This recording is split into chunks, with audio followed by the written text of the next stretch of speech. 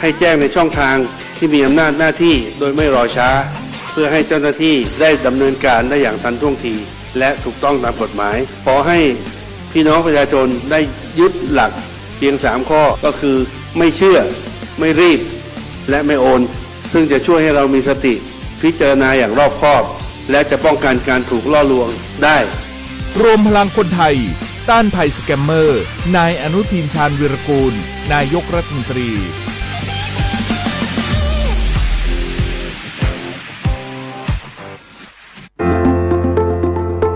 ขอเชิญคุณผู้ฟังพบกับรายการคุยสบายยามบ่ายรายการที่จะนำข่าวสารสาระความรู้พร้อมบทเพลงไพเราะสบายหูเพื่อกล่อมให้คุณสบายใจช่วงเวลา 15:10 นาทีถึง 16:00 น.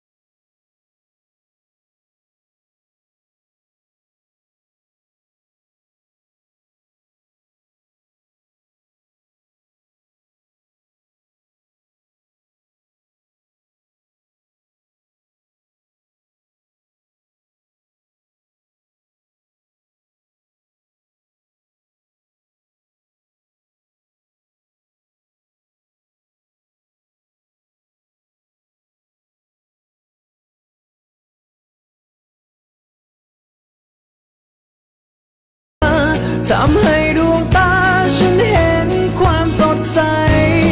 ข้างกายไม่เคยมีผู้ใดจนความรักเธอเมตตาเป็นพลังให้ฉันสู้ต่อไปในใจไม่เคยมีผู้ใดจนความรักเธอเข้ามาทำให้ดวงตาฉันเห็นความสดใสข้างกายไม่เคยมีผู้ใดจ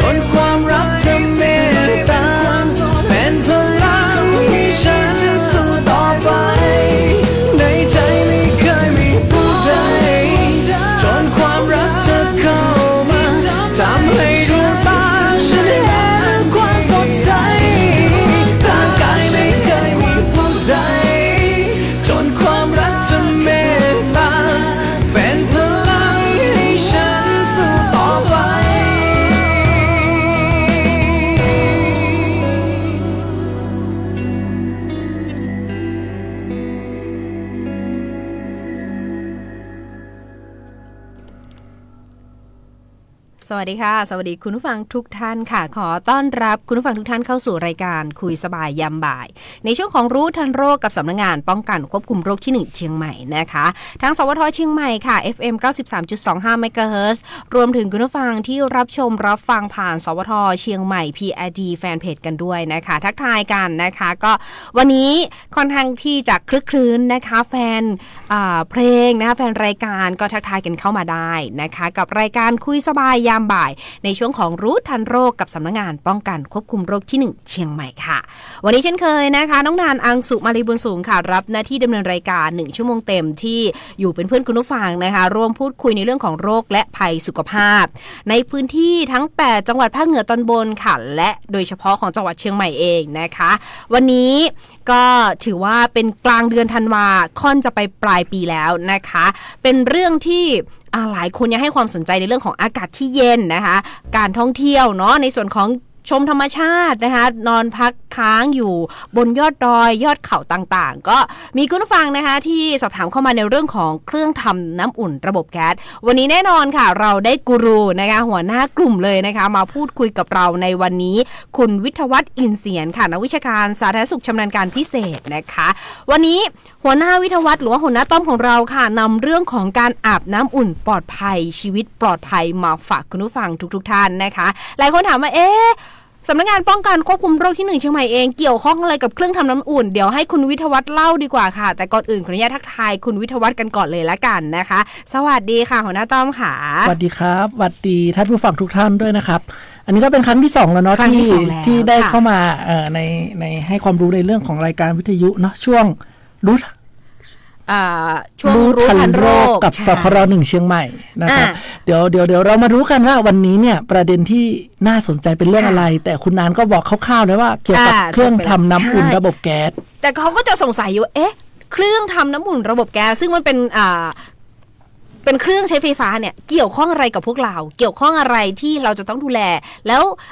พูดถึงว่าเครื่องทำน้ำอุ่นจริงๆแล้วมันไม่ได้จะเกี่ยวข้องกับโรคและภัยอันนี้ขออนุญาตให้หัวหน้าต้อมอธิบายดีกว่าค่ะได้เลยครับก็โดยปกติเรารู้จักเครื่องทำน้ำอุ่นอยู่แล้วเนาะเพราะว่าเครื่องทำน้ำอุ่นเนี่ยเกือบทุกบ้านเนาะในภาคเหนือเนี่ยก็ต้องมีเครื่องทำน้ำอุ่นอยู่ละแต่ถ้าใครเนี่ยเคยไปเที่ยวที่บนดอยเนาะเพราะว่าภาคเหนือของเราส่วนใหญ่เป็นภูเขาเนาะนักท่องเที่ยวชอบไปเที่ยวสัมผัสอากาศหนาวบนดอยอะไรประมาณเนี้ยวันนี้แหละหลั่งไหลกันขึ้นไปแน่นอนเลยเพราะเป็นวันศุกร์แล้วอากาศเริ่มเย็นขึ้นด้วยเนาะแล้วพอบนดอยปุ๊บเนี่ยเขาก็จะมีเครื่องทำน้ำอุ่นแต่เวลาถ้าใครไปแล้วสังเกตว่าทำไมเครื่องทำน้ำอุ่นที่บนดอยเนี่ยมันไม่เหมือนเครื่องทำน้ำอุ่นที่เราอยู่ในเมืองใช่เพราะอะไรเพราะว่าข้างบนเนี่ยเขาใช้เครื่องทำน้ำอุ่นที่เป็นระบบแก๊สเนื่องจากอะไรเพราะว่าเนื่องจากข้างบนเนี่ยระบบไฟกำลังวัตต์อาจจะไม่ถึงดังนั้นเขาก็เลยใช้เครื่องทำน้ำอุ่นที่เป็นตัวแก๊สแทนนะครับถามว่ามันอันตรายหรือว่ามีความสำคัญยังไงนะครับเนื่องจากเครื่องทำน้ำอุ่นระบบว่าระบบแก๊สดังนั้นก็จะใช้แก๊สมาทำความร้อนนะครับดังนั้นแก๊สที่ใช้ทำความร้อนส่วนใหญ่เขาก็เอาแก๊ส LPG หรือว่าแก๊สหุงต้มนี่แหละก็คือแก๊สถังของเราที่ใช้ทำกับข้าวในครัวใช่ก็เอาแก๊สถังนี่แหละมาทำให้เกิดความร้อนนะครับพอเกิดความร้อนปุ๊บเวลาเราอาบเนี่ยเราก็จะรู้สึกเหมือนกลิ่นแก๊สที่เราทำอาหารนะครับเคยสังเกตไหมครับว่าถ้าใครเคยขึ้นไปบนดอยจะรู้สึกว่าสังเกตกลิ่นแก๊สออกมาใช่ครับแต่ไม่ใช่ก๊าซที่เราจะแบบว่ามีผลกระทบต่อสุขภาพนะอันนั้นเป็นกลิ่นแก๊ส LPG เพราะว่าในห้องครัวเราก็ได้กลิ่นเหมือนกันใช่แต่ถ้าเป็นเครื่องทำน้ำอุ่นที่ใช้ตามบ้านเรือนที่อยู่ในเมืองเนี่ยส่วนใหญ่เราก็ใช้ระบบไฟฟ้านะครับก็คือเป็นไฟฟ้าเนื่องจากในเมืองเรามีการไฟฟ้าส่วนภูมิภาคอะไรพวกนี้เนาะดังนั้นกำลังวัตต์พอนะครับระบบไฟพอดังนั้นก็ทำให้เกิดความร้อนได้แต่ข้างบนเนี่ยเนื่องจากอาจจะระบบไฟไม่พอหรือว่าต้องใช้กำลังวัตต์สูงนะครับถึงจะให้ความร้อนเนื่องจากมันหนาวมากๆใช่ไหมจะต้องใช้ไฟที่กำลังวัตต์สูงนะครับดังนั้นมันก็น่าจะกระชากไฟพอสมควรดังนั้นส่วนใหญ่ข้างบนดอยก็เลยใช้พวกเครื่องทำน้ำอุ่นระบบแก๊สเพราะว่ามันอาจจะให้ความร้อนต่อเนื่องมากกว่านะครับเนาะอันเนี้ยคือสิ่งที่อยากจะให้คุณฟังทำความเข้าใจไปด้วยกันนะเพราะว่าบางทีถ้ามีคนสอบถามเข้ามาเหมือนกันเยอะด้วยแหละในเรื่องของเครื่องทำน้ำอุ่นระบบแก๊สเนื่องจากว่าสำนักงานเราเองเนี่ยก็จะมีในส่วนของข่าวเพื่อสื่อมวลชนนะคะอินโฟที่ออกมาเตือนแล้วก็แนะนำในเรื่องของเครื่อง ทำน้ำอุ่นระบบแก๊สทุกๆปีในช่วงของเทศกาลการท่องเที่ยวในช่วงของยอดดอยแบบนี้เพราะอะไรคะอย่างที่คุณต้อมบอกไปว่ากลิ่นแก๊สมีแล้วข้อจำกัดของพื้นที่สูงๆ1ไฟฟ้าเข้าไม่ถึงแน่นอนหลายคนอาจจะสงสัยแล้วโซล่าเซลล์ล่ะอันนี้ไฟไม่พอแน่นอนนะคะถ้าเกิดว่าใช้กันเยอะๆอย่างเช่นเวลาเราไปค้างเนี่ยแต่บางท่านเขาอาจจะว่าฉันกล้าตายดีกว่าฉันไม่อาบน้ำอันนี้ก็รอดไปเนาะครับก็อย่างที่บอกเนาะว่าถ้าเป็นเครื่องทำน้ำอุ่นมันใช้กำลังวัตต์ของไฟสูงจะเห็นได้ว่าบางครั้งที่บ้านเราใช้เครื่องทำน้ำอุ่นที่กำลังวัตต์สูงเวลาอาบจะไม่ค่อยอุ่นเท่าไหร่ใช่ไหมครับดังนั้นพอยิ่งบนดอยเนี่ยอากาศยิ่งสูงมันยิ่งหนาวมากๆดังนั้นไฟบ้านเนี่ยอาจจะใช้ไม่ได้เขาก็เลยใช้เครื่องทำน้ำอุ่นระบบแก๊สแล้วพอทีนี้เครื่องทำน้ำอุ่นระบบแก๊สปุ๊บมันก็จะปล่อยแก๊สตัวหนึ่งออกมานะครับก็คือที่เรียกว่าก๊าซคาร์บอนมอนอกไซด์นะครับซึ่งถามว่าก๊าซคาร์บอนมอนอกไซด์อันตรายยังไงนะครับก๊าซคาร์บอนมอนอกไซด์โดยปกติเนี่ยมันจะไม่มีสีไม่มีกลิ่นนะครับแต่มันจะน้ำหนักพอๆกับอากาศดังนั้นเวลาปล่อยออกมามันก็จะลอยพอๆปนเปื้อนกับอากาศนะครับพอปริมาณมากๆมันก็จะไปแทนที่อากาศก็คือเหมือนจะเอาออกซิเจนเข้าไปแล้วก็แทนที่ด้วยก๊าซคาร์บอนไดออกไซด์ซึ่งตัวเราไม่รู้ว่าอันไหนคือออกซิเจนอันไหนคือก๊าซที่เราสูดดมเข้าไปอย่างที่บอกว่ามันไม่มีสีไม่มีกลิ่นเพราะกลิ่นที่เราได้ยินที่บอกว่าเป็นกลิ่นแก๊ส LPG นะครับแต่แก๊สที่มันปล่อยออกมาเนี่ยมันเกิดจากการเผาไหม้นะครับเกิดจากการเผาไหม้ปุ๊บมันก็จะปล่อยก๊าซคาร์บอนมอนอกไซด์ออกมานะครับซึ่งอย่างที่บอกว่าพอไม่มีสีไม่มีกลิ่นปุ๊บเราก็ไม่รู้ว่าอันไหนเป็นอากาศอันไหนเป็นแก๊สนะครับดังนั้นส่วนใหญ่มันก็เกิดอันตรายนะครับเพราะว่าเดี๋ยวเราจะมาพูดกันอีกทีหรือว่าให้คุยไปเลยครับว่าอีก๊าซตัวนี้มันมีลักษณะเป็นยังไงคุยไปเลยดีกว่าคุยไปเลยเนาะอีก๊าซตัวนี้ก็คือเป็นอย่างที่บอกว่าเป็นก๊าซไม่มีสีไม่มีกลิ่นและที่มันเป็นอันตรายยังไงพอมันมีปริมาณมากๆอย่างเช่นห้องน้ำส่วนใหญ่มันจะแคบใช่ไหมครับใช่พอห้องน้ำจะแคบสังเกตว่าบนดอยน่ะห้องน้ำแคบไม่มีหน้าต่างนะครับพอปิดทึบเลยทึบปุ๊บเวลาเราอาบน้ำนานๆปุ๊บอีก๊าซพวกนี้มันก็จะปล่อยออกมาเรื่อยๆมันก็แทนที่ออกซิเจนนะครับจากตอนแรกในห้องมันมีออกซิเจนกลายเป็นมีก๊าซคาร์บอนมอนอกไซด์แทนมาแทนที่เรียบร้อยแล้วพอเราสูดเข้าไปปุ๊บตัวคาร์บอนมอนอกไซด์เนี่ยมันก็ไปจับกับเม็ดเลือดแดงแทนที่ออกซิเจนทำให้เวลาเราสูดไปปุ๊บเรารู้สึกเวียนหัวละพอไปนานๆสูดไปปริมาณมากๆอีคาร์บอนมอนอกไซด์มันก็ไปแทนที่ออกซิเจนไปจับกับเม็ดเลือดแดงทำให้เราอาจจะหมดสติแล้วก็เป็นลมได้นะครับเนื่องจากเลือดร่างกายขาดออกซิเจนนะครับดังนั้นก็จะเป็นตัวอันตรายของแก๊สชนิดนี้มากๆเลยใช่ครับก็ให้คุณผู้ฟังนึกภาพนะคะว่าหลายคนเนี่ยที่เพิ่งไปเที่ยวมาหรือว่ากำลังจะไปเที่ยวก็ดีเนี่ยให้นึกภาพตามแล้วกันว่าที่สูงมันจะมีห้องน้ำทุกที่มีห้องน้ำอยู่แล้วค่ะแต่ว่าถ้าที่ไหนเขาใช้เครื่องทำน้ำอุ่นระบบแก๊สให้สังเกตว่าเขาเรียกว่าในห้องมันแคบเนาะแล้วด้วยภาวะอากาศที่เย็นอุณหภูมิที่ต่ำมากๆแล้วเราเข้าไปในห้องน้ำแล้วเกิดว่าเราต้องการความอบอุ่นจากเครื่องทำน้ำอุ่นระบบแก๊สเนี่ยพอเปิดไปแล้วเนี่ยอย่างที่หัวหน้าต้อมบอกไปอะค่ะว่าพอเราเข้าไปแล้วเราไม่รู้เลยแล้วเราแยกไม่ได้นะคะว่าอันไหนคือออกซิเจนอันไหนคือก๊าซที่เราจะสูดดมเข้าไปใช่ครับแล้วซึ่งตัวเนี้ยมันเกิดจากการเผาผลาญในกระบวนการของเครื่องทำน้ำอุ่นระบบแก๊สเองนะคะคือเขาเรียกว่าเผาไหม้กระบวนการเผาไหม้นะครับทีนี้อยากจะสอบถามอีกนิดนึงว่าเครื่องทำน้ำอุ่นระบบแก๊สกับเครื่องทำน้ำอุ่นระบบไฟฟ้าเนี่ยมันแตกต่างกันอย่างไรก็อย่างที่บอกอันดับแรกเลยแหล่งกำเนิดนะครับแหล่งพลังงานเนี่ยถ้าเป็นเครื่องทำน้ำอุ่นระบบแก๊สเนี่ยมันใช้แก๊ส LPG นะแต่ถ้าเป็นเครื่องทำน้ำอุ่นระบบไฟฟ้ามันก็ใช้กระแสไฟฟ้าวิ่งผ่านขดลวดแล้วขดลวดนั้นก็ทำความร้อนทำให้น้ำเนี่ยมันอุ่นขึ้นนะครับอันที่สองเนาะเมื่อเราเปิดน้ำปุ๊บระบบเครื่องทำน้ำอุ่นระบบแก๊สเนี่ยมันก็จะจุดแก๊สเพื่อต้มน้ำในท่อทองแดงแล้วน้ำก็จะเริ่มร้อนนะครับแต่ถ้าตัวไฟฟ้ามันก็จะเป็นความร้อนผ่านหม้อต้มหรือขดลวดทำให้ความร้อนเกิดขึ้นเห็นไหมครับอันนี้มันจะมีเสียงเวลาที่เราเปิดถ้าเกิดว่าคุณผู้ฟังสังเกตดีๆมันจะมีเสียงปุ๊บๆเห็นไหมครับอันนั้นจะเป็นแหล่งกำเนิดเพราะเราใช้ซอสก็คือหรือว่าแหล่งกำเนิดมันก็คือแก๊ส LPG แต่ถ้าไฟฟ้าเราไม่มีเวลาเราหมุนกึกปุ๊บมันก็จะเป็นไฟฟ้ากระแสไฟฟ้าที่เราต่อจากไฟฟ้าบ้านเข้าสู่ขดลวดแล้วมันก็จะทำความร้อนนะครับมันก็จะมีหม้อต้มของมันข้างในก็คือซอสต่างกันแต่สุดท้ายมันก็ทำให้น้ำมันร้อนเช่นกันนะครับแต่ด้วยความที่พิเศษอย่างที่บอกว่าเราใช้แก๊ส LPG มันก็แก๊สเกิดการเผาไหม้ปุ๊บมันก็ทำให้เกิดกลิ่น เนาะ ค่ะ กลิ่นก็คือกลิ่นแก๊สแต่ไม่เป็นอันตรายเท่าไหร่เนาะแต่อีตัวที่เกิดจากการของกระบวนการของไหม้มันจะเกิดก๊าซตัวหนึ่งอย่างที่บอกก็คือคาร์บอนมอนอกไซด์นะครับอันนี้ก็คือหลักส่วนใหญ่เนี่ยเครื่องทำน้ำอุ่นระบบแก๊สเนี่ยเขาจะใช้บนดอยอย่างที่บอกว่าไฟฟ้ามันอาจจะกระแสมันกำลังวัตต์ไม่ถึงเนาะมันใช่จริงๆแล้วเนี่ยเท่าที่เราไปมาเราจะสังเกตได้ว่าถ้าบนดอยยอดดอยสูงไฟฟ้าเข้าไม่ถึงแน่นอนใช่แล้วถามว่าเครื่องอำนวยความสะดวกที่จะให้นักท่องเที่ยวเองถึงคนที่อยู่ในพื้นที่เองก็จะต้องเป็นเครื่องทำน้ำอุ่นระบบแก๊สซึ่งถ้าเกิดเราสังเกตดีๆนะคะคุณผู้ฟังค่ะเวลาเราเข้าห้องน้ำเนี่ยถ้าเป็นเครื่องทำน้ำอุ่นระบบแก๊สเนี่ยข้างๆมันจะมีเหมือนปล่องไฟใช่เวลาเราเปิดมันจะมีไฟขึ้นมาใช่อันนี้คือการเผาไหม้ของมันที่สร้างแก๊สตัวที่หัวหน้าต้อมพูดออกมานะคะอันนี้อยากให้คุณผู้ฟังเวลาไปเที่ยวแล้วก็สังเกตด้วยก็คือเหมือนเราไปจุดแก๊สปุ๊บแก๊สเหมือนต้มน้ำเลยต้มน้ำแก๊สมันก็จะให้ความร้อนไงครับพอให้ความร้อนก็คือต้มในหม้อต้มแล้วถึงผ่านกระบวนการออกมาอีกทีใช่ครับอันนี้ก็อย่างที่บอกมันเป็นลักษณะเฉพาะเนาะที่จริงก็คือเราก็ส่วนใหญ่เนี่ยมันก็จะใช้ที่บนดอยถ้าเราไม่อยากอาบน้ำอุ่นเราก็อาบน้ำเย็นแต่ลักษณะเหมือนคล้ายๆกับน้ำแข็งละลายบางทีมันก็จุดเยือกแข็งเลยได้นะคะอันนี้หลายท่านเนาะก็แลกเปลี่ยนกันได้นะคะถ้าเกิดว่าใครไปมาแล้วมีประสบการณ์ในการใช้เครื่องทำน้ำอุ่นระบบแก๊สหรือว่าอยากจะได้ข้อแนะนำดีๆวันนี้หัวหน้าต้อมมีคำแนะนำให้แน่นอนค่ะก็อย่างที่หัวหน้าต้อมบอกไปนะคะว่าเครื่องทำน้ำอุ่นระบบแก๊สเนี่ยก็มีลักษณะยังไงมีก๊าซอะไรออกมาซึ่งมันแยกกันเนาะแก๊สที่มีกลิ่นเนาะอันเนี้ยเราเข้าไปเราอาจจะได้กลิ่นเพราะเนื่องจากว่าเขาใช้แก๊สหุงต้มที่เราใช้ในครัวเรือนเลยแต่พอเกิดกระบวนการในการเผาไหม้หมายถึงว่าเวลาเราเปิดใช้แล้วห้องที่มันอับมันไม่มีอากาศถ่ายเทซึ่งแน่นอนว่าออกซิเจนที่เราจะได้รับเรากลับกลายเป็นว่าเราได้รับแก๊สเข้าไปแทนที่นะคะซึ่งมันก็จะเกิดกระบวนการในร่างกายอย่างที่หัวหน้าต้อมบอกไปเดี๋ยวช่วงหน้าค่ะเราจะกลับมาพูดคุยกันต่อว่าเมื่อเราได้รับแก๊สตัวนี้ไปแล้วเมื่อกี้เกริ่นมานิดนึงว่ามีอาการอย่างไรบ้างนะคะ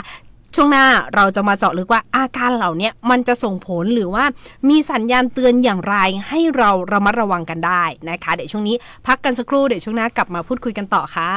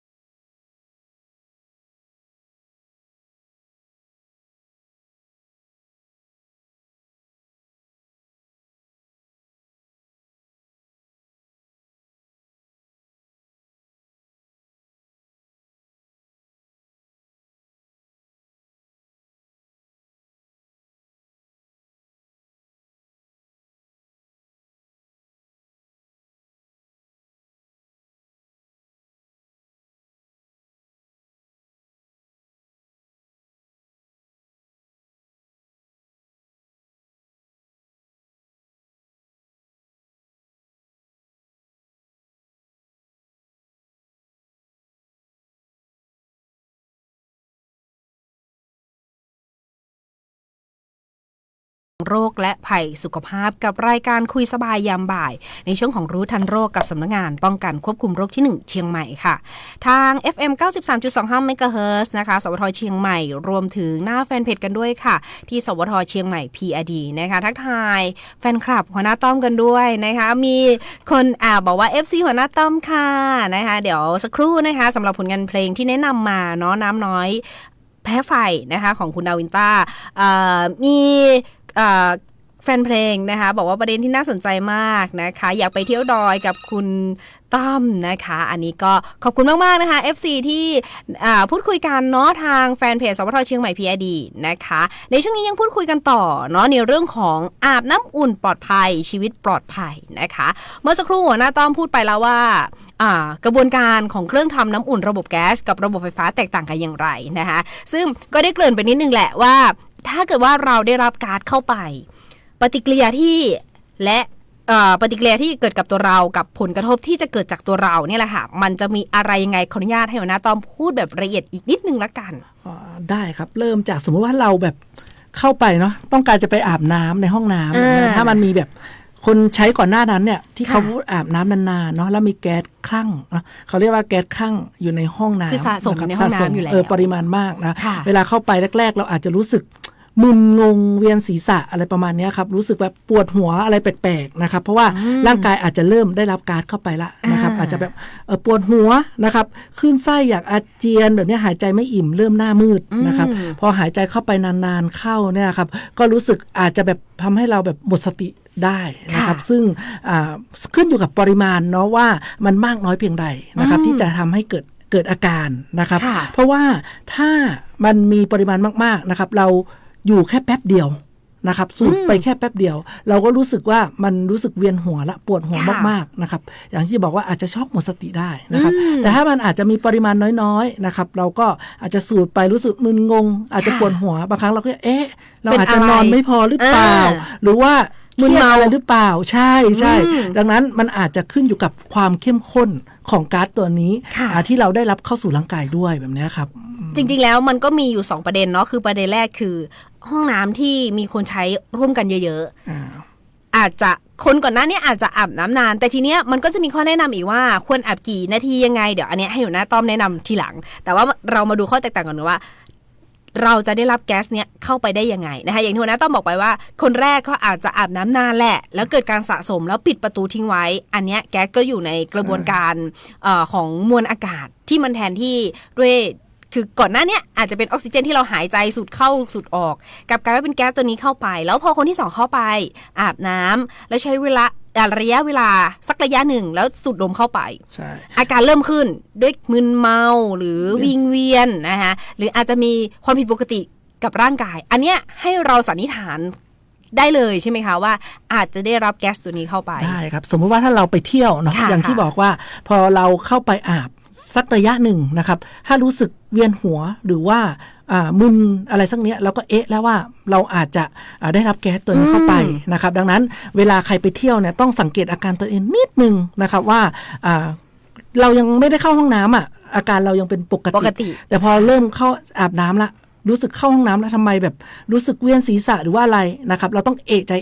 นะครับหรือว่าขณะอาบน้ำอยู่นะครับอาบน้ำตอนแรกไม่เป็นไรพออาบน้ำผ่านไปสัก5นาที10นาทีบางคนอาบน้ำนานเนาะสัก5นาที10นาทีจะเริ่มรู้สึกเวียนหัวอะไรเราต้อง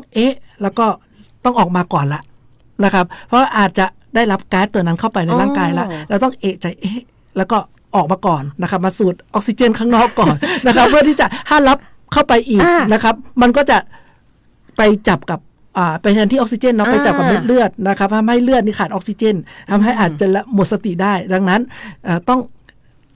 เลยยังไงก็ก่อนเอาเป็นว่าใครที่เที่ยวบนที่สูงหรือไปยอดดอยแล้วแบบว่าดึกแล้วอ่ะต้องการที่จะอาบน้ำแต่ว่าในพื้นที่อ่ะแน่นอนค่ะว่าจะต้องมีเครื่องทำน้ำอุ่นระบบแก๊สอยู่ซึ่งให้ทุกคนและสังเกตอาการตัวเองก่อนเข้าไปในห้องน้ำนะคะเนื่องจากว่าบางพื้นที่เนี่ยห้องน้ำเขาอาจจะเป็นระบบปิดมิดชิด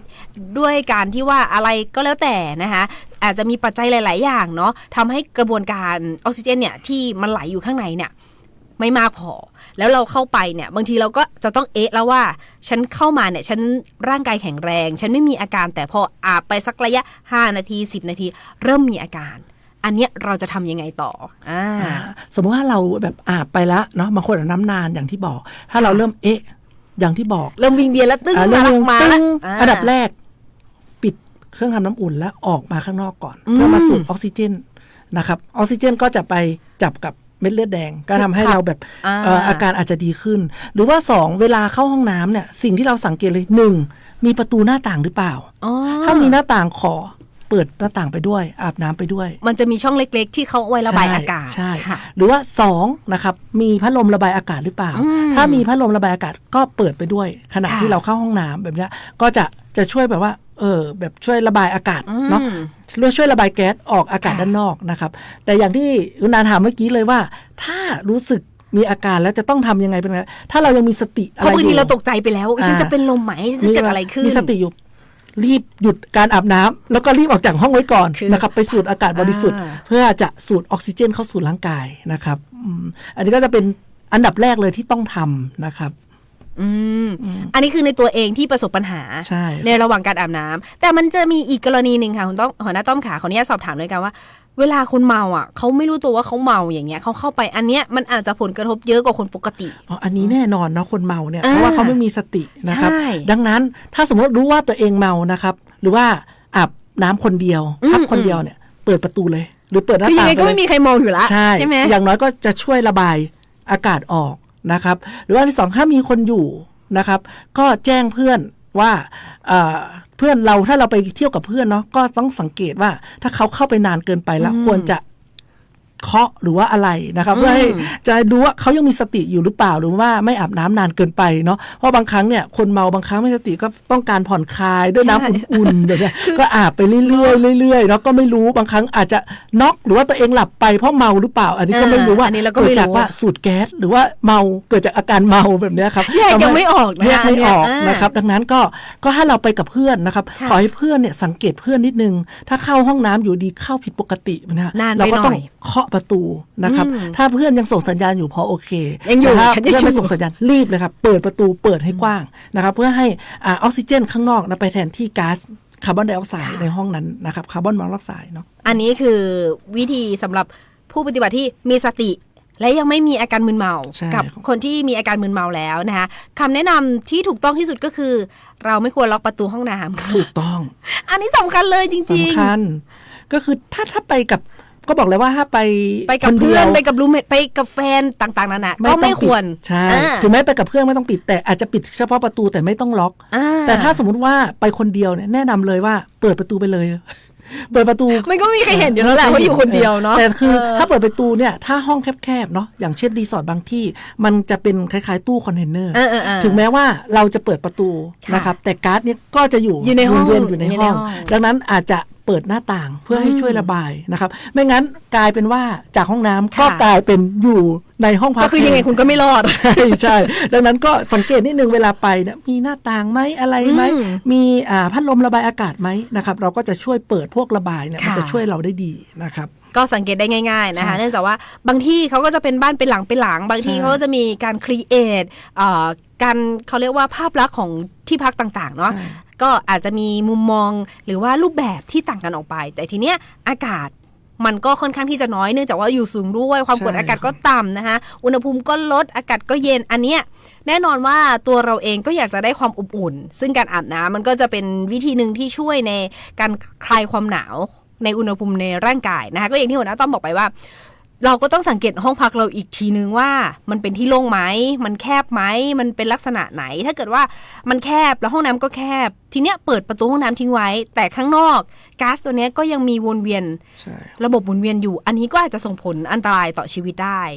เพราะยังไงแล้วนะคะถ้าเกิดนั้นเชื่อได้เลยแหละว่าที่ยอดดอยหรือที่สูงๆเนี่ยส่วนใหญ่แล้วเขาจะไม่มีห้องแอร์เพราะเนื่องจากว่าอากาศเขาหนาวอยู่แล้วแต่แนะนำนิดนึงเนาะว่าถ้าไปกับเพื่อนเนี่ยเวลาเพื่อนข้างหน้าอาบเสร็จนะครับเราไม่ควรจะเข้าไปอาบต่อจากเพื่อนทันทีเนาะเราควรจะเปิดทิ้งไว้สัก 5-10 นาทีแล้วค่อยไปอาบต่อนะครับเพราะว่าเวลาเราอาบต่อเนื่องอย่างเช่นเพื่อนอาบเสร็จปุ๊บเราอาบต่อปุ๊บก๊าซมันก็ยังคั่งอยู่ในห้องน้ำแบบนี้ดังนั้น ควรจะทิ้งระยะห่างจากเพื่อนคนแรก กี่นาที ที่อาบ อันนี้ให้แนะนำ ควรจะ ก่น อย่างน้อยสัก 5-10 นาทีเนาะ ให้มันหายไปก่อน ใช่ให้มัน ละลายไปก่อนให้มัน ใช่ มัน ครับ กลืนหรือว่าค่อยๆจางไป ถ้ามันดึกแล้วเนาะก็ ค่ะ 5-10 นาที แต่ถ้ามันไม่ดึกแบบไปเรื่อยๆเราก็ควรจะทิ้ง20-30 นาทีแล้วแต่ ให้ปลอดภัย เราก็ ที่สุด ใช่ประมาณสัก30 นาทีปลอดภัยแน่นอนนะครับแต่ต้องเปิดนะต้องเปิดประตูนะครับเพื่อให้มันระบายหรือว่าเปิดหน้าต่างแบบนี้ครับ คือบางคนก็อาจจะสงสัยว่าที่เป็นข่าวค่อนข้างที่จะเยอะนะในเรื่องของอันตรายจากการใช้เครื่องทำน้ำอุ่นระบบแก๊สเนี่ยซึ่งหลายคนก็สงสัยว่าก็ในเมื่อห้องน้ำเขาก็มีเขาเรียกว่าหน้าต่างระบายอากาศพัดลมดูดอากาศแล้วทำไมยังเกิดอันตรายอยู่ซึ่งอย่างที่หัวหน้าต้อมได้บอกไปเพราะบางทีแล้วเราอาบต่อกันด้วยการที่เราไม่คิดว่ามันจะเกิดแก๊สสะสมอยู่ในห้องน้ำแล้วเข้าไปอาบต่ออันเนี้ยมันก็เหมือนกับว่าการระบายอากาศมันไม่ทันนะคะ ใช่ครับ อันเนี้ยก็ส่งผลได้นะคะบางทีก็คนก็จะทำไมก็มันมีครบทุกอย่างประตูหน้าต่างก็มีหมดแล้วทำไมยังเกิดอันตรายอยู่ก็อย่างที่หัวหน้าต้อมบอกไปเลยใช่ไหมคะ คือเราต้องก่อน คือมีหน้าต่างเราก็ต้องเปิดก่อน ค่ะ เวลาตอนที่เราเข้าพักเนาะอาจจะเป็นแบบเราเพิ่งเข้าพักสิ่งแรกเราก็ดูว่ามีหน้าต่างไหมเราขอเปิดอากาศให้โฟลก่อนอันนี้เราเป็นคนเข้าพักเราก็ต้องสังเกตตัวเองก่อนเนาะหรือว่าถ้าเราอาบเสร็จเราก็ควรจะเปิดให้อากาศเพราะว่าเวลาเราอาบน้ำร้อนน้ำอุ่นเนาะเราจะสังเกตเลยกระจกในห้องน้ำเนี่ย มันจะเป็นไอหมดเลย ขุ่นมัวหมดเลยดังนั้น เราควรจะเปิดให้มันระบายนะครับให้กลับมาอยู่ในสภาวะปกติแต่บางครั้งที่เกิดเหตุบ่อยๆนะครับคุณอาเนาะเราก็เคยได้ยินว่าบางครั้งเข้าไปอาบพร้อมกันยิ่งอาบคนเดียวเนี่ยเราก็จะ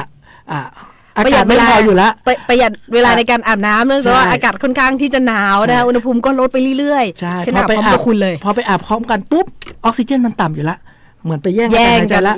แล้วทีนี้พออาบด้วยกันนานๆมันก็แย่งออกซิเจนกันนะครับทำให้หมดสติใช่นะครับดังนั้นก็ข้อควรระวังอย่างที่คุยไปเมื่อกี้ว่า1สังเกตนะครับถ้าได้กลิ่นก็ควรจะเปิดห้องให้มันระบายก่อน2ก็คือไม่ควรจะอาบต่อจากเพื่อนๆนะครับก็คือเว้นระยะห่างก่อนควรจะเว้นระยะห่างนะครับเพื่อที่จะห้องให้มันมีง่ายๆเลยก็คือให้มันมีระบบระบายอากาศที่เพียงพอนะครับให้เรามั่นใจที่สุด ใช่ว่าเราจะได้รับออกซิเจนอย่างเพียงพอในห้องอาบน้ำห้องนั้นทีนี้ค่ะอยากจะให้หัวหน้าต้อมแนะนำสักนิดนึงว่าการที่เราอาบน้ำกับการใช้เครื่องทำน้ำอุ่นระบบแก๊สเนี่ยจะอาบกี่นาทีถึงจะพอดีและปลอดภัยบางทีเนี่ยเราอาบน้ำนานบางทีก็อาบแป๊บเดียวอะไรอย่างเงี้ยคืออันนี้การอาบน้ำเนี่ยมันแล้วแต่ส่วนบุคคลนะบางคนจะเป็นคนอาบน้ำไวมากสัก3 นาที5 นาทีก็เสร็จแป๊บเดียวเสร็จแต่บางคนนี่อาบเป็นครึ่งชั่วโมงไม่รู้ว่าไปทำอะไรไม่ใช่ว่าทำอะไรก็ถูๆซอกๆเพราะว่าบางคนเขาบอกว่าการอาบน้ำช่วยให้ผ่อนคลายดังนั้นก็จะอาบนานๆแต่เวลาถ้าเราไปพักผ่อนบนดอยเนาะอากาศหนาวก็หนาวเนี่ยควรจะอาบแบบอย่างน้อยๆสัก5 นาทีถึง10 นาทีไม่ควรเกินนี้บวกลบไม่เกินนี้ใช่ถ้าอาบนานไปเนาะเราก็อาบไปเรื่อยๆเราไม่รู้แก๊สมันหุงต้มมันเผาไหม้เรื่อยๆมันก็จะปล่อยแก๊สออกมาเรื่อยๆนะครับโดยเฉพาะถ้าเครื่องทำน้ำอุ่นที่สมมติว่าเจ้าของ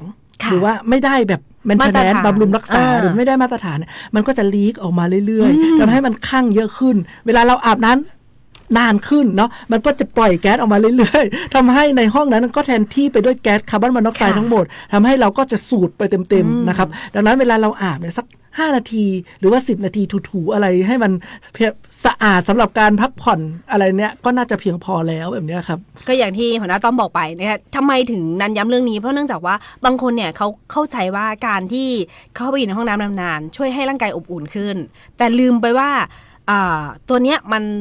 สร้างแก๊สที่มาทำปฏิกิริยากับร่างกายเราทำให้เราหมดสติถึงแก่ความตายได้นะคะอย่างที่หัวหน้าต้อมบอกไปเลยว่าเราสังเกตง่ายๆเลยไม่ว่าจะเป็นเครื่องทำน้ำอุ่นระบบแก๊สหรือไฟฟ้าเวลาอาบมันจะมีไอแล้วเกาะในห้องน้ำมันก็จะเหมือนเราอยู่ท่ามกลางหมู่เมฆต่างๆนานาแต่มันอันตรายนะคะถ้าเกิดว่าอาบน้ำนานๆหรือเข้าไปใช้ห้องน้ำต่อทันที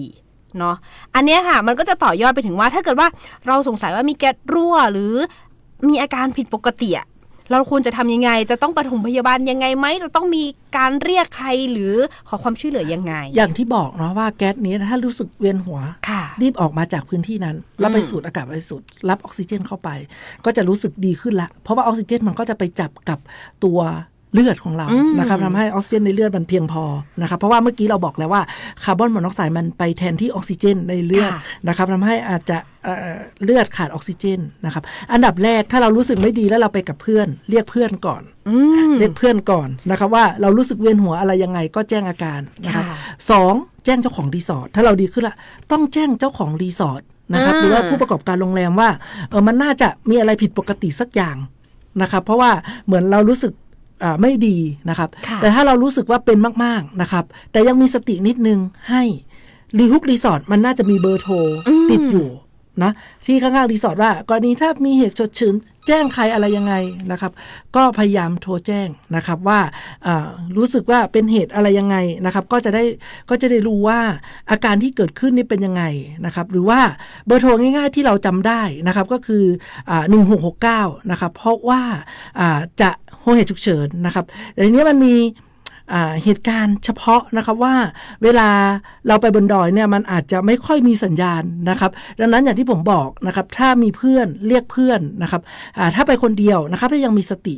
ก็จะคุยกับเจ้าของรีสอร์ทนะครับหรือว่าเพื่อนบ้านนะครับหรือว่าห้องที่อยู่ใกล้เคียงนะครับว่าพอที่จะช่วยเหลือเราได้ไหมนะครับเพราะคิดว่าถ้าเราสูดไปนานๆแล้วหมดสตินะครับก็อาจจะไม่มีใครที่จะช่วยเหลือเราได้นะครับดังนั้นถ้ามีโทรศัพท์ยังใช้ได้อย่างที่ผมบอกนะครับว่าส่วนใหญ่ทุกรีสอร์ทหรือว่าทุกโรงแรมนะครับมันก็จะมีเบอร์โทรฉุกเฉินอยู่นะครับก็ให้โทรไปนะครับหรือว่าเบอร์ฉุกเฉินใช้ไม่ได้ก็โทรไปเบอร์โรงแรมก่อนนะครับเพื่อที่จะติดต่อรีเซพชันนะครับหรือว่าติดต่อเจ้าของว่าเรามีอาการยังไงนะครับแล้วก็อยู่ห้องไหนนะครับเพื่อที่จะให้เขามาช่วยดูนะครับเพราะว่าบางครั้งความผิดปกติเนี่ยอาจจะเกิดจากตัวเครื่องทำน้ำอุ่นเองที่อาจจะเกิดอาการรั่วหรือว่าอะไรนะครับดังนั้นอันนี้ก็เป็นสิ่งจำเป็นที่สุดนะครับสำหรับผู้ที่เข้าไปพักนะครับว่า1ตัวเองต้องมีสติอยู่เสมอนะครับก็อย่างที่บอกไปประมาณนี้นะครับก็อันนี้ในส่วนของเครื่องทำน้ำอุ่นระบบแก๊สเครื่องใช้ไฟฟ้าก็เหมือนกันเมื่อสักครู่คุณแม่โทรมาบอกว่าเขาใช้มา4 ปีละและทีเนี้ยมันอาจเกิดปฏิกิริยาในการทำให้เครื่องทำน้ำอุ่นอาจจะมีการรั่วหรือน้ำไหลอันเนี้ยเราก็อยากแนะนำนะคะว่าให้ติดต่อช่างเข้ามาดูบำรุงรักษาก่อนเพราะว่าถามว่าไฟฟ้าก็มีอันตรายเหมือนกันใช่ไหมคะหัวหน้าต้อมคะก็ไฟฟ้าส่วนใหญ่เราก็เหมือนเครื่องใช้ไฟฟ้าทั่วไปเนาะถ้าเป็นระบบไฟฟ้าก็1กลัวไฟฟ้าดูดไฟฟ้ารั่วไฟฟ้าช็อตนะครับซึ่งมันจะคนละแบบกับอีตัวแก๊สนี่เนาะเพราะตัวแก๊สเนี่ยมันเกิดการเผาไหม้แล้วทำให้เกิดแก๊สตัวหนึ่งออกมานะครับแต่ถ้าเป็นไฟฟ้าเนี่ยส่วนใหญ่หลักๆเลยที่เรากลัวก็คือไฟฟ้าลัดวงจรไม่มีสายดินนะครับมันก็อาจจะทำให้เกิดไฟช็อตไฟฟ้ารั่วดังนั้นเวลาเราติดตั้งนะครับหรือว่าถ้าคิดว่าเครื่องทำน้ำอุ่นตัวบ้านตัวเองเนี่ยมันนานละนะครับอาจจะเรียกช่างอย่างที่คุณนานบอกนะครับเรียกช่างมาตรวจ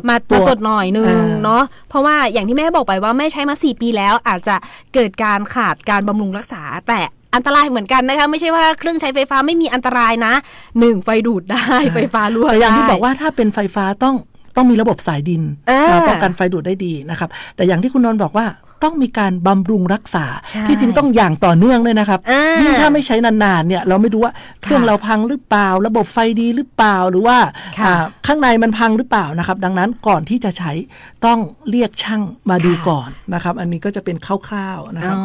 อันนี้ทิ้งท้ายเลยละกันดูเวลาแล้วเหลืออีก5 นาทีสุดท้ายนะคะหัวหน้าต้อมอยากฝากอะไรถึงคุณผู้ฟังทางบ้านที่ใช้ทั้งเครื่องทำน้ำอุ่นระบบแก๊สเครื่องทำน้ำอุ่นระบบไฟฟ้ากันบ้างรวมถึงผู้ประกอบการกันด้วยค่ะ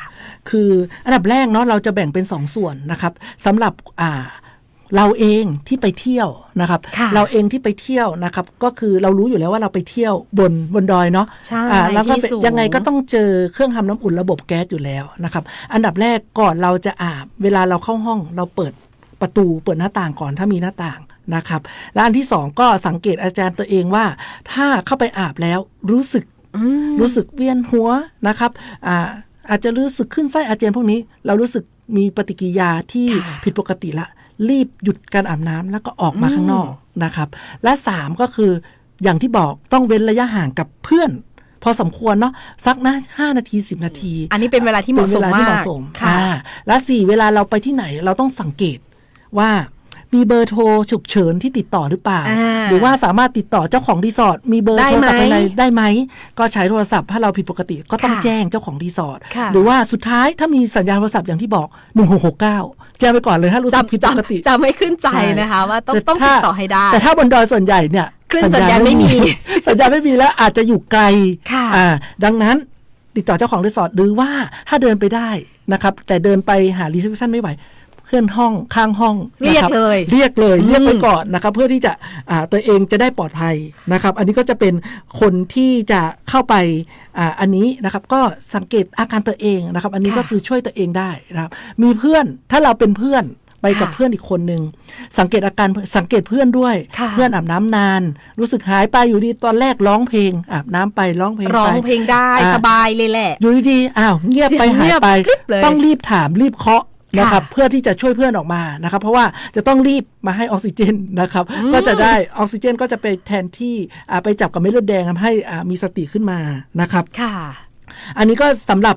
ตัวเองนะครับ ค่ะ แต่ถ้าเป็นรีสอร์ทนะครับ ผู้ประกอบการ ผู้ประกอบการนะครับ ค่ะ เราก็จะต้องหนึ่งนะครับอย่างที่บอกว่าตรวจสอบและบำรุงรักษาเครื่องปรับอากาศอย่างต่อเนื่องนะครับบางครั้งแก๊สตัวนี้เครื่องมันทำความร้อนและถ้ามันลีกหรือว่ามันรั่วหรือว่า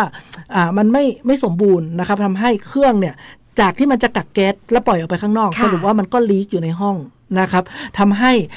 ตัวคาร์บอนไดออกไซด์มันก็คั่งอยู่ในห้องนั่นแหละนะครับดังนั้นก็จะฝากผู้ประกอบการว่าจะต้องมีการตรวจสอบและก็บำรุงรักษาเครื่องทำน้ำอุ่นเป็นประจำนะครับและสองตรวจสอบการรั่วด้วย ค่ะ นะครับแล้วก็ตรวจสอบว่าถ้ามีแม่บ้านไปทำความสะอาด มันยังรู้สึกได้กลิ่นหรือว่าอะไรไหมก็ให้เขา เช็ค ไปทำความสะอาดด้วย แล้วก็เปิดประตูหน้าต่างเพื่อให้ระบายทุกครั้ง อั นะครับ นี้มันก็อาจจะเกิดอันตรายด้วยสำหรับแม่บ้านที่เข้าไป ใช่ ทำความสะอาดทีหลังจากที่นักท่องเที่ยวออกมาแล้ว ใช่ดังนั้นสำคัญเลยว่าถ้าแม่บ้านทำความสะอาด ค่ะ ให้เขาเปิดประตูเพราะไปทำความสะอาดเฉยๆเนาะ ค่ะ เปิดประตูห้อง เปิดประตูห้องน้ำถ้ามีหน้าต่างก็เปิดหน้าต่างเพื่อให้อากาศโฟลว์ก่อนที่จะรับนักท่องเที่ยวท่านอื่นเข้ามาแบบนี้ครับเนาะแล้วก็3ถ้าเราดูว่าถ้ารีสอร์ทเราเนี่ยมันไม่มีประตูหน้าต่างหรือไม่มีพัดลมระบายอากาศควรจะปรับสักนิดนึงนะครับก็ให้มีพัดลมระบายอากาศ ค่ะ นะครับหรือว่ามีช่องหน้าต่างสัก1ช่องก็ยังดีเพื่อใช้ในระบบเพื่อใช้ในระบายอากาศ วนเวียนเข้าไป ใช่หรือว่าถ้าประตูพอจะมีช่องข้างบนข้างล่างได้ ก็จะต้องทำสักนิดหน่อยไม่ใช่ ค่ะ เป็นประตูทึบแบบนี้เนี่ย คือให้มันมีช่องเพื่อที่อากาศออกมาเข้าไปได้ ใช่ นะคะ อันนี้ก็ฝากผู้ประกอบการเนาะด้าน4สำคัญเลยว่าเราเป็นรีสอร์ทเราต้องติดป้ายเตือน เพื่อให้นักท่องเที่ยวตระหนัก แล้วก็ทราบอยู่เสมอว่ามันเป็นเครื่องทำน้ำอุ่นระบบแก๊สมันอาจจะมีอันตรายนะดังนั้นควรจะติดป้ายเตือน ข้อควรระวังหรือว่าข้อควรปฏิบัติสำหรับนักท่องเที่ยวแบบนี้นะครับ อันนี้ก็จะเป็นข้อควรปฏิบัติสำหรับผู้ประกอบการคร่าวๆแบบนี้ครับ ค่ะก็ฝากไว้ด้วยละกันนะคะ วันนี้เวลาของเราหมดลงแล้วนะคะ เราสองคนลาไปก่อนเลยละกันนะคะ วันนี้ต้องขอบคุณหัวหน้าต้อมวิทยาวัฒน์ไปอย่างสูงนะคะที่ให้ข้อมูลในเรื่องของเครื่องทำน้ำอุ่นระบบแก๊สนะคะ เจอกันได้ใหม่ในศุกร์หน้าวันนี้เราสองคนลาไปก่อนเลยละกันค่ะ สวัสดีค่ะ สวัสดีครับ